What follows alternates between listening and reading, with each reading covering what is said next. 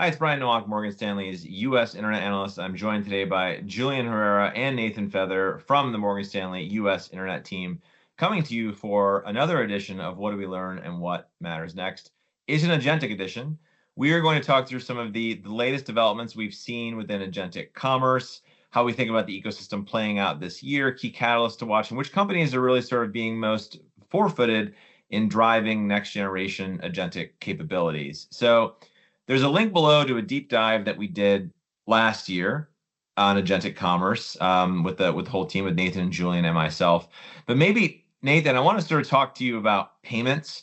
There's been a lot of headlines and developments around Agentic payment capabilities over the last few weeks, namely one of the biggest ones being around Alphabet's UCP. So first, as a UCP for dummies like me, what is UCP and why does it matter? Yeah. So UCP is it's a set of standards. And what it defines is, okay, you're going to have your consumer agentic endpoints. You're in Google's AI mode. And Google's AI mode needs to figure out, okay, if you're shopping on Etsy, what's the inventory, what's the current level of price, and how do you connect those two data points? UCP is basically the set of standards that connects those two. Got it. And walk us through sort of the partners, like how does it actually work functionally? So a consumer goes onto which site, and then how does it actually work? Yeah. So the way it really works is you start out as a user, you'll be in, let's say, Google's AI mode. It'll surface a product for you. So let's say you're looking at a t-shirt, and that t-shirt is from Etsy. And so rather than clicking through buying on Etsy, what it does is it makes sure the inventory level is accurate, the pricing is accurate, so you're seeing all the right information in that product card. And then when you go and select buy, it'll route the payment information you have stored within Google, and it'll route that, connect that with Etsy, so you make the payment, your shipping information is accurate, all of that. Now, Etsy is still the merchant of record in this system, and so that's not shifting over, but it basically allows an agentic purchase to happen seamlessly. So as a consumer, it just looks like you're buying natively on a website. And are there any other sort of protocols or formats that other companies have built so far other than UCP that would do this? Or where is Google in sort of leading versus following this? Yeah. So there's been one or two other standards that have really been proposed, but I would say at least what we're seeing right now is UCP has the greatest traction, certainly among retailers. Now, part of that is because of the standards interface, and part of that is just because you need it to be able to connect into Google's AI mode and their other products.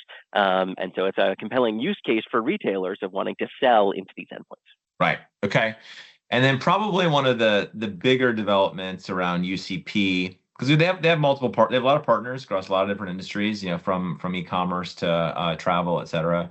But a couple weeks ago, Amazon jumped on the UCP boat, which is a pretty big deal in my mind. So I don't know, maybe it's a jump ball. Maybe Nathan, you start. Why do you think it's important that Amazon finally sort of became part of UCP? Yeah, I would say it's important for two pieces here. The first is, Amazon has been testing a lot with various different buy for me boxes. So ways in which they can surface inventory that's actually hosted on Amazon within the site. And UCP gives them a standard system where they can actually expand that inventory base. And so they're able to tap into all of these different retailers that maybe aren't on Amazon, but were on other formats. So expanding inventory, that's a benefit. The other thing is, Amazon is the 10,000-pound gorilla in the room. And so from a standards perspective, as they put their weight behind any standard, you're far more likely to see that gain traction and momentum. Yep. And, they've been sort of testing a lot of on Google, off Google strategies. They pulled Google ad spend last year to sort of see what would happen with traffic. They've obviously been in negotiations with multiple horizontal agents, and now Gemini and UCP are sort of there. We've also written about sort of the importance of the 5 Eyes framework and why Amazon, I think, is well positioned from an agentic perspective. Maybe Julian, talk to us about that. Why do you think Amazon is going to be a potential unlock for UCP really being a higher quality product for consumers? Yeah, thanks. And I think, look, within the context of our framework, they have probably the broadest set of inventory within e-commerce. Barring any data guardrails that we're not aware of today, you immediately get access to, call it, 250 million Prime customers that are high income, generally high frequency shoppers. And then you have access to Amazon's logistics network as well, where you have free same day and next day delivery. where if you want to create an agentic commerce ecosystem that is quite similar to or better than what consumers are used to today, I think you kind of need Amazon. Right, and the Prime sub base, because I would argue, if you have a new technology that's going to be adopted by people, Prime subs are probably going to be more tech savvy, typically earlier adopters. And if you don't have those Prime members testing out whatever horizontal agent we may see out of Google, it could be hard to get traction. Yeah, I think Nathan hit on something else too, where Amazon has talked about this publicly, where they're totally open to partnering, and what they were looking for were things around, is the real-time inventory up to date? Are the product reviews similar to what you would get on Amazon's first-party surface? And I think the fact that they are willing to kind of sign up with Google here is potentially of an endorsement of the quality of that product. And we had that UCP. Do they have that? Which of you, Julian? Which of the OTAs or the gig economy companies are signed on with that product for now? Yeah, it sounds like Instacart, Booking, Dash, and I believe Uber are kind of all early kind of beta testers of it. Right. So it's a pretty comprehensive list. I know a lot of Nathan's coverage is as well with eBay and Etsy and things. And so as we head into Google I/O next week, which is Google's developer conference, we do expect to see more next generation agentic products that Google is going to show and hopefully give us timelines of when they're going to roll out. And I would argue that in a world where we've been waiting for consumer-facing agents to start to show, you've now signed a lot of the important partners or part of UCP, so that Google kind of does have some of the basic blocking and tackling in place to potentially show us a differentiated agent as soon as next week. It's important to kind of think through reads across to the sector if we start to see a lot of agentic products coming out of I/O May 20, May 21. I don't know, Nathan, anything else? What else are your companies saying about sort of horizontal versus vertical agents? And we've been very focused on vertical agents. How are your companies sort of navigating this of, I'm going to partner with Google, but I also want to make sure I have my own on-platform agentic offerings as well? Yeah, I think a lot of these retailers are really in the just experiment phase, trying to figure out what works. And so certainly seeing is across the board within SMID e-commerce, people are willing to make external partnerships to the extent it makes sense for them. I think the big question with a lot of the features so far are, what is the uplift? What are the fees? How do I make sure this isn't cannibalizing my own traffic? And so what you've seen really over the past quarter is this shift increasingly to focus on your own on-site agents. And I think the early success of things like Amazon's Rufus shows that there is a real consumer interest in these products. And I would say most of these companies are still in the testing phase. We've seen a few that have started to launch and kind of more limited release betas. But if we zoom forward by the end of 2026, I think you're going to start to see on-site agents increasingly across a large portion of e-commerce sites you're visiting. And early reads are positive. It's increasing conversion. It's allowing consumers to, use the top of funnel or the search format in really a different way. And so I wouldn't be surprised if, as we go in over the next few months, you're going to continue to see this drumbeat of news increase, not just with the partnerships aspect, but also what companies are doing internally to make sure that customer experience on site is the best it can be. Yeah, it's almost like, we've been writing a lot about and sort of analyzing potential agentic offerings for the last, call it 3 years now across travel and commerce, et cetera. I would argue over the next 12 months, we should see a lot more. And it's going to be an interesting sort of studying consumer behavior as to which products actually gain traction and which ones actually drive incremental utility and real purchase volume, because they're going to be there. We've spoken to some large retailers about the ways in which agentic shopping behavior is going on in their search bar now. Instead of going on to a retailer's website and typing in best new blue jeans, they're taking a picture of their closet and saying, which of these blue jeans are in style and how do I get a blouse that goes well with those blue jeans? That type of agentic behavior is being put into search bars now, not just on Google, but even on e-commerce websites and in their apps. Now the agents are going to be there. So I think it's actually going to be very fascinating to sort of see what Google has for us in 2 weeks to sort of get that horizontal offering out of the closet so we can better understand.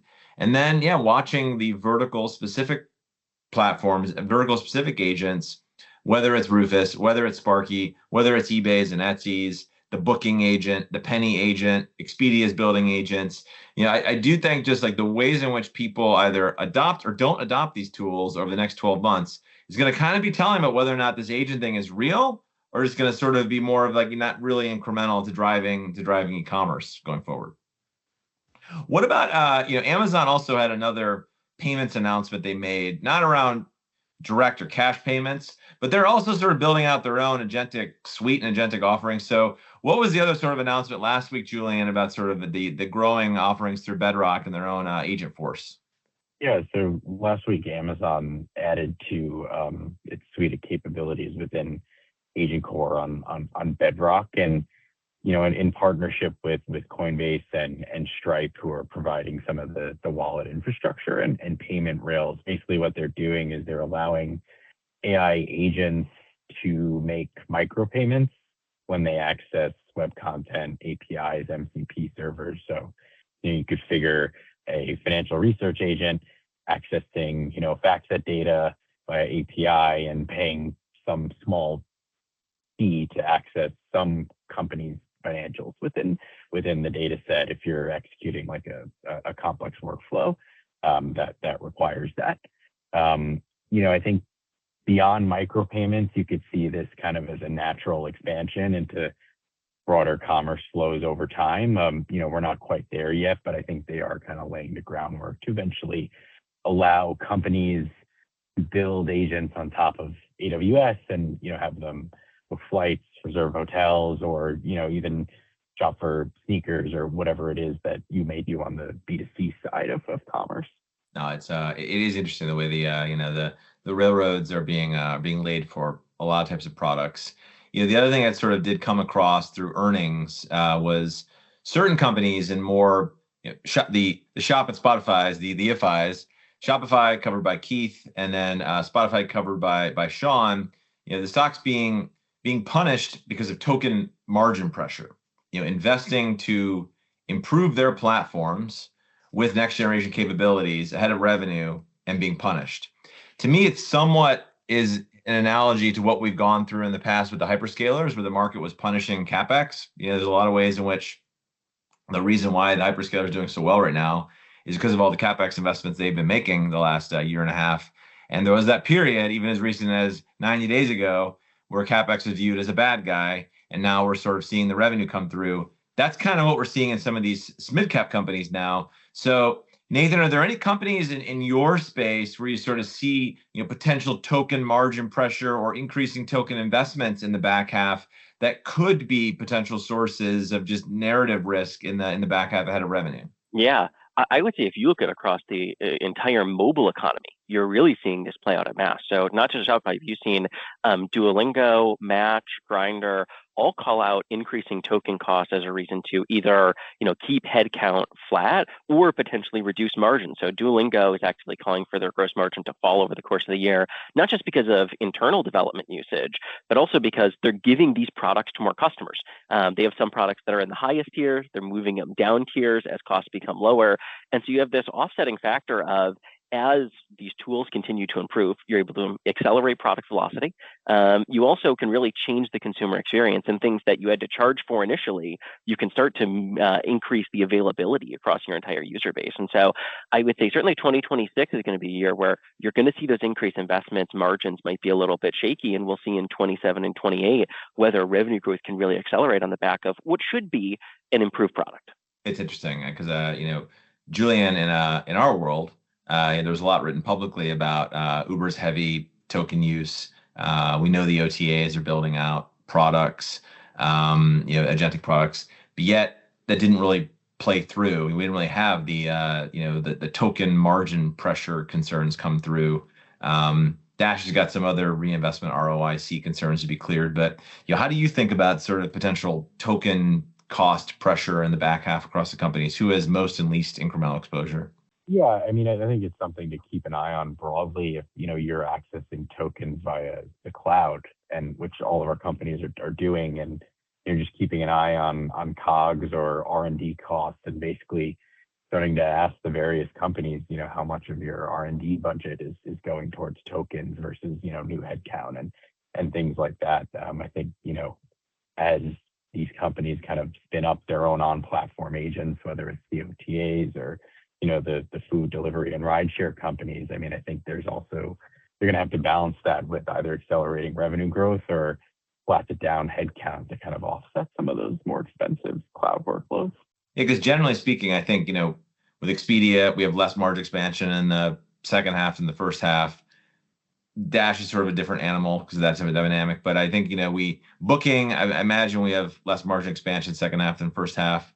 There is this dynamic where, we're sort of embedding in some of those costs in the models now. And then it just kind of comes through like, do we have enough? Because I don't think that, at least in the gig economy right now, these stocks are trading like there's going to be incremental margin pressure or estimate risk from investment that is probably the right thing to do, but could lead to, lower near-term earnings power. And the same thing is true on the digital ad names. We do think that there's multiple companies like Pins, like Reddit, that are investing more in tokenization and next generation algorithms for organic and paid content that could weigh on margins more than appreciated. I think there's always a lot of moving pieces around these high margin advertising dollars that flow through. But I do think that, investors, as you're sitting down with management teams, either in your follow-up calls or at, competitor conferences in a couple of weeks in Boston, around those conferences, I would ask about tokenization from here, because I do think that a lot of these companies are just starting to ramp this spend. And I would expect all of them to sort of embrace these technologies, push the tokenization, and then maybe the revenue will come till next year, but that is not really priced in a lot of the names right now. There is a lot more detail in the notes below around agentic, tokenization, and everything else going on in the space. If you have any follow-ups, please do feel free to reach out. We will talk to you all soon.